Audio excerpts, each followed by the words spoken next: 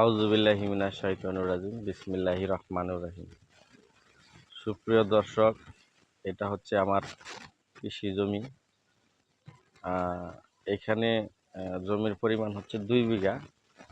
এই জমিতে আমি সবসময় সবজি করতাম, এবার আমি ধান চাষ করছি।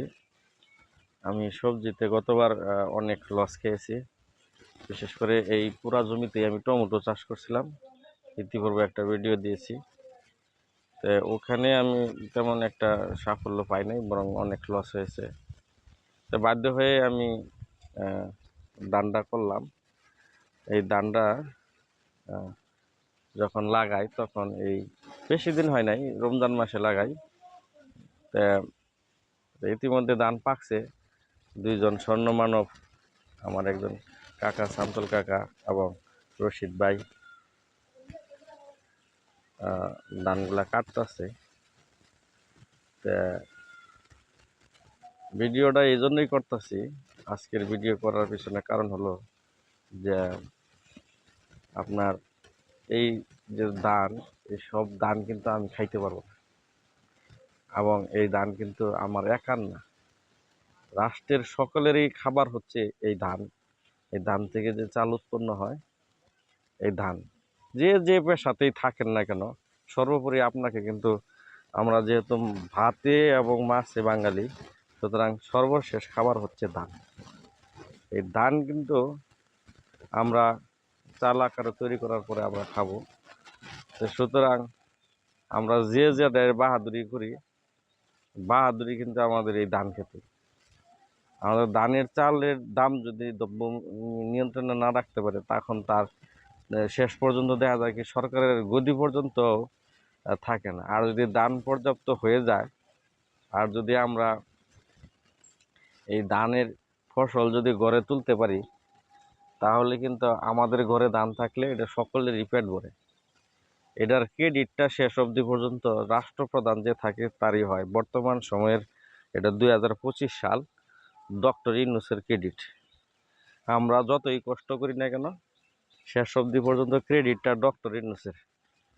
আপনারা যাই বলেন, হ্যাঁ, এই যে যত তেলেসমাতি যা দেখতেছেন, সব তেলেসমাতি এই ধান খেত। এরপরে এই যে এই পাশে আমি হাউসের জ্বালা ফেলাইছি, এটা হলো আউশ ধান। এই আউশের যে জ্বালাটা, এই জ্বালাটা হইলে পরে আবার এখানে আমি ধান করব। হয়তো এটা লাভ সীমিত আকারে, এটারও একটা, যেহেতু সোনালী ফসল, ধানটা আমাদের সোনালী ফসল। এই সোনালী ফসলটা এটার একটা করার একটা শখ আছে। লাভ লস এটা পরের বিষয়। গতবার আমাদের বাবা জমি পানিতে নষ্ট হয়ে গেছিলো, তারপরেও আমরা আবার করছি।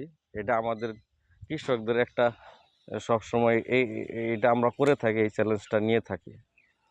তো সুতরাং আমি বলবো যে সরকারকে এই বিশেষ করে আমাদের বিষ, সার, বিষ, কীটনাশক সরবরাহটা যদি করতো, তাহলে সরকারের ওই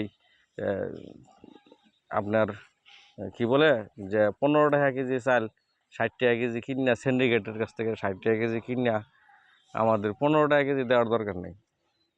এই চালটা আমরাই সাধারণ পাবলিকের কাছে 30 টাকা দিয়ে দিতে পারবো, বা 15 টাকা 20 টাকা দিতে পারবো, যদি আমরা বিনা খরচায় যদি আমরা চাষাবাদ করতে পারি। সরকার যে কেজি প্রতি যে 35 টাকা 40 টাকা ভর্তুকি দেয়, এই 35-40 টাকা ভর্তুকির জায়গায় যদি 35-40 টাকা কেজি প্রতি ভর্তুকি না দিয়ে যদি আমাদের শতাংশ প্রতি যদি 40-50 টাকা ভর্তুকি দিতে, তাহলে আমরা 5 মণ 4 মণ চালের মধ্যেও এই ভর্তুকিটা ফিল আপ করে দিতে পারতাম।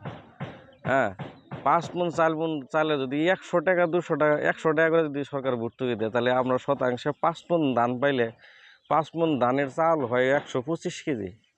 125 কেজি চালে, অর্থাৎ 1 টাকা ডোনেশন দিয়া, এইখানে এই 1 টাকার ডোনেশন দিয়া এই